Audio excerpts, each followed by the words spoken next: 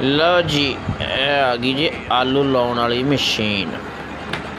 ਸਾਡੇ ਇਲਾਕੇ 'ਚ ਤਕਰੀਬਨ ਮੈਂ ਪਹਿਲੀ ਦਫਾ ਜ਼ਿੰਦਗੀ 'ਚ ਦੇਖੀ ਹੈ ਆਲੂ ਲਾਉਣ ਵਾਲੀ ਮਸ਼ੀਨ।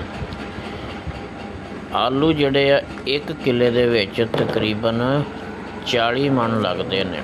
ਆਲੂਆਂ ਦਾ ਬੀਜ ਤਕਰੀਬਨ 40 ਮਣ ਲਾਇਆ ਜਾਂਦਾ ਹੈ ਔਰ ਕਹਿੰਦੇ ਆਲੂ ਤਕਰੀਬਨ 90 ਦਿਨ ਦੇ ਵਿੱਚ ਯਾਨੀ 3 ਮਹੀਨਿਆਂ ਦੇ ਵਿੱਚ ਤਿਆਰ ਹੋ ਜਾਂਦੇ ਆ।